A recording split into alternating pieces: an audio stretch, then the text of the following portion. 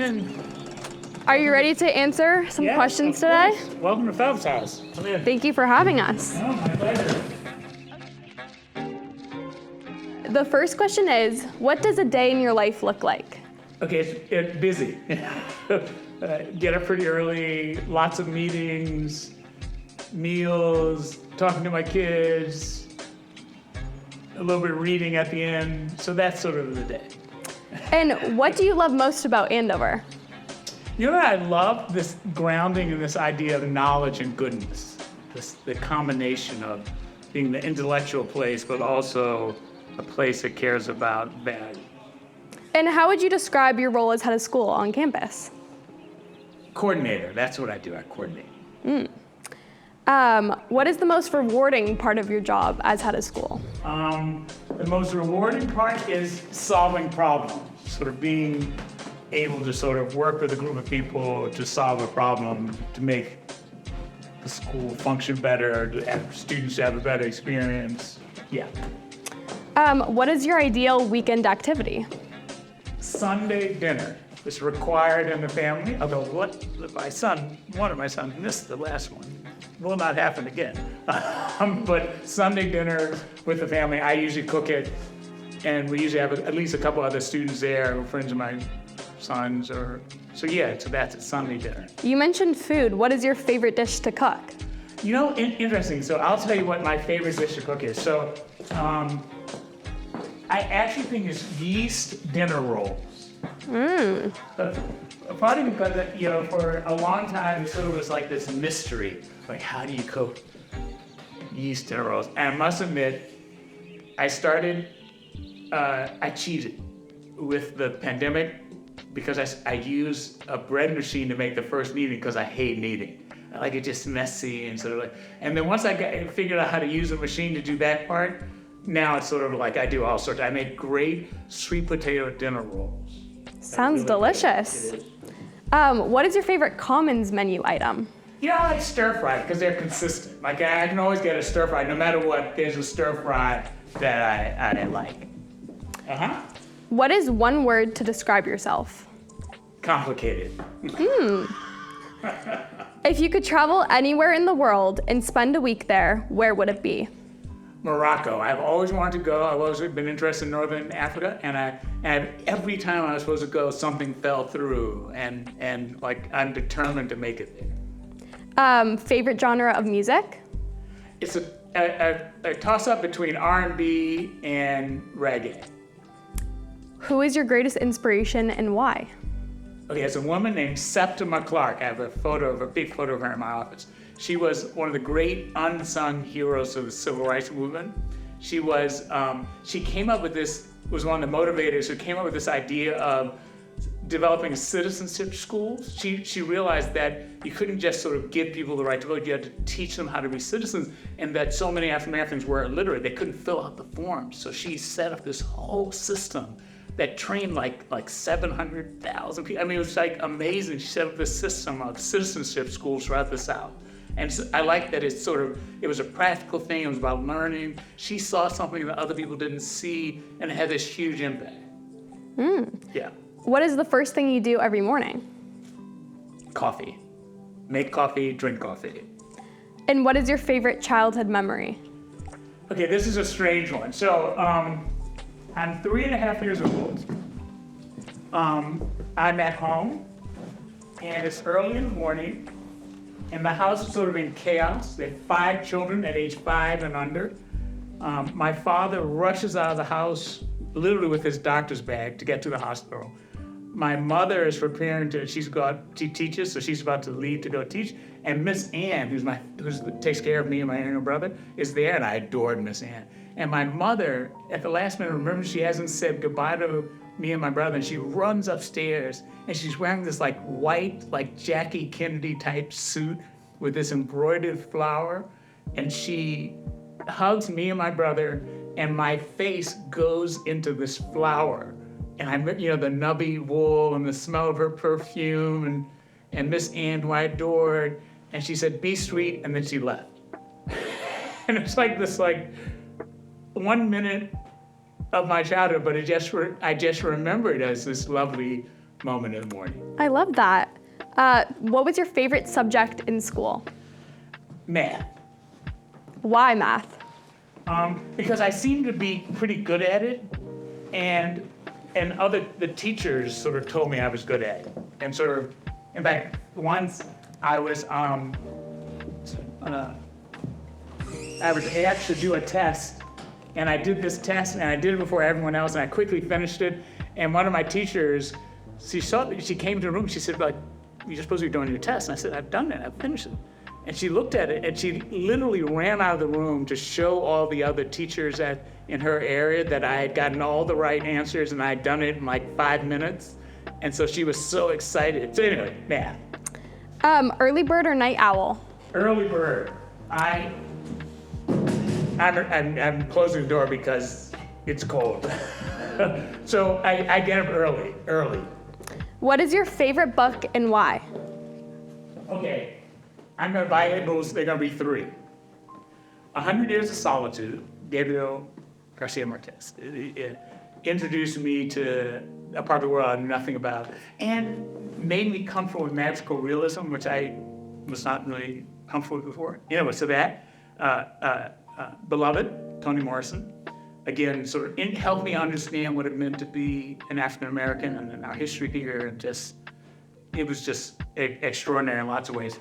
And Gilead by Marilyn Robinson. It's a Pulitzer Prize-winning short book about this elderly minister who's writing a letter to his son about his life. And it's just a beautiful, perfect book. And what can you tell us about the room we're in right now? Okay, I call it the George Washington room because it's all this George Washington stuff.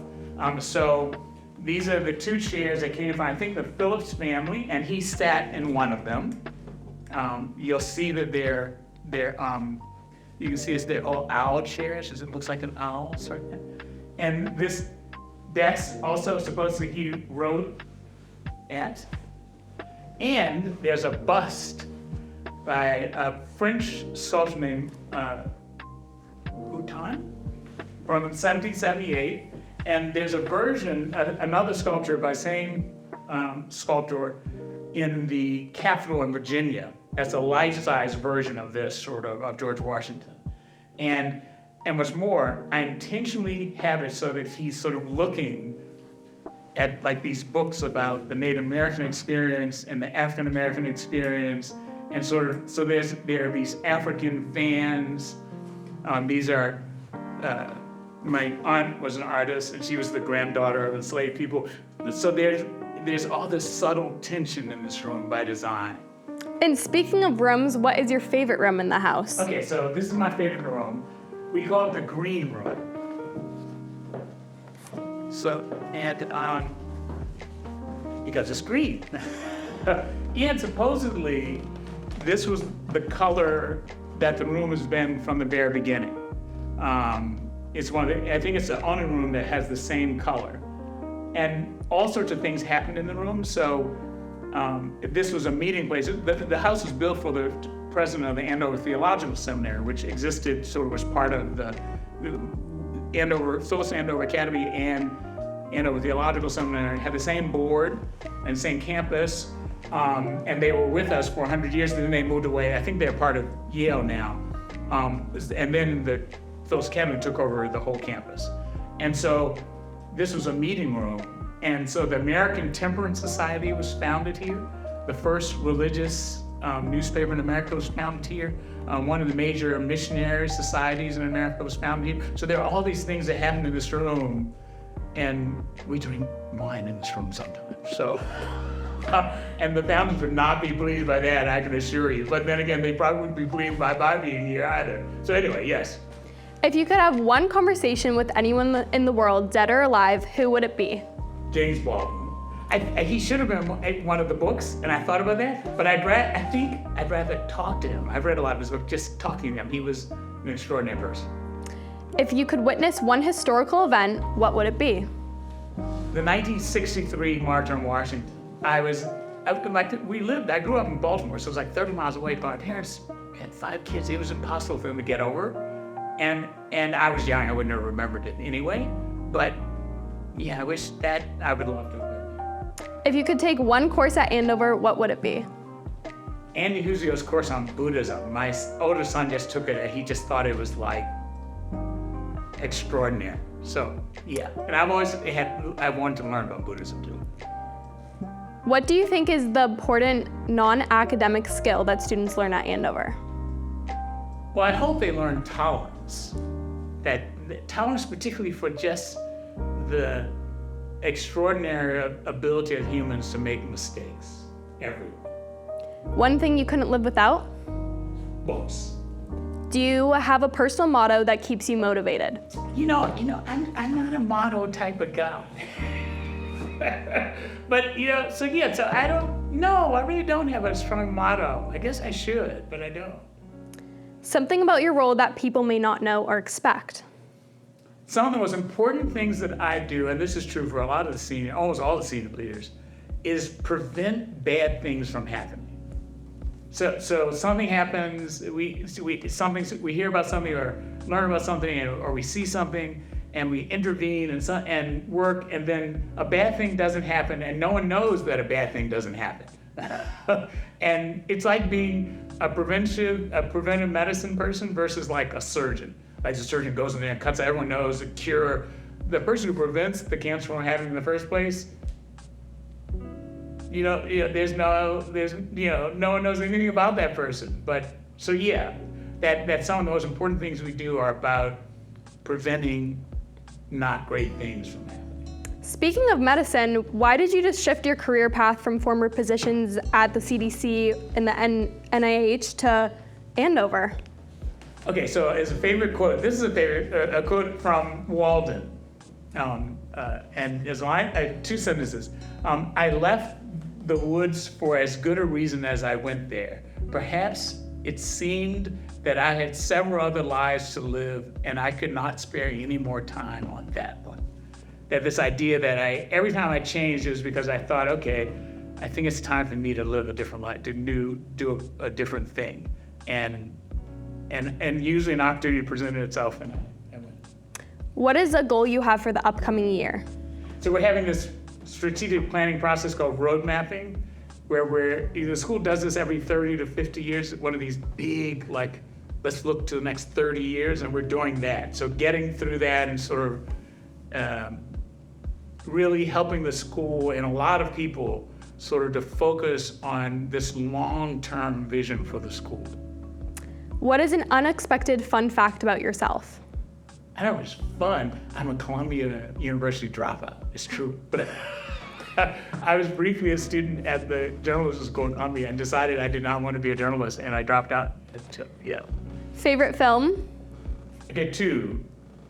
A Trip to Bountiful, this beautiful short film, not short film, but film about the desire to go home. It takes place in rural Texas, this need to go home. And the second is this film called Say Amen Somebody. It's a documentary about gospel music in America.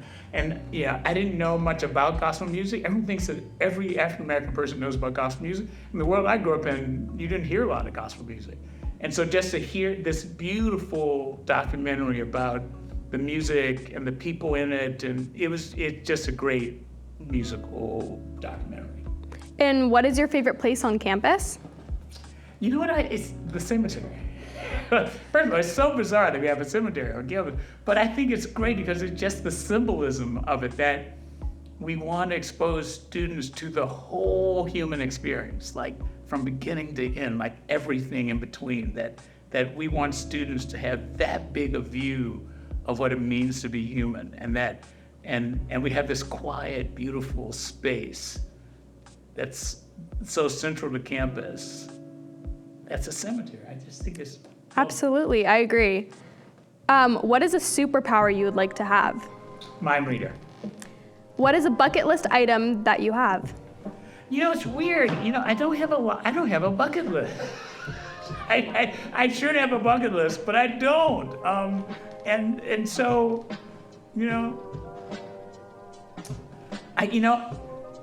here's one. I want to read Moby Dick. A confession, I've never made it through Moby Dick. Wow. I know it's something that an educated person in America should have read Moby Dick, I've never gotten through it. So I want to read cover to cover Moby Dick. Nice. What was the most challenging thing you had to overcome while at Andover? That I didn't know the world of boarding schools at all, like zero, like absolutely none. And that I was sort of unlike any head that had come before. Now the flip side of that is, and I think this is a message I hope students will listen to, it also was sort of a source of strength, because sometimes when you haven't been in an environment, you can sometimes you can see things that others don't see. And every single student, at some point in your life, you're going to be at a point where you're not like everyone else, like you're the outsider. And while that can be unsettling in some ways, it can also be a source of great strength, because you get to see things in a way that it's harder to see if you've always been in. So. What is the best piece of advice you've ever received? Never confuse a clear vision for a short distance. You can know where you want to go, but don't think that that means it's going to be easy to get there. That they're two different things, sort of this vision and then the path to get there. And lastly, I have to ask, when is head of school day this year? Okay, it's going to be, of course I'm not going to tell you. Thank you so much, Dr. Kington, for having us to your house. Thank you for coming. It's been a lot of fun.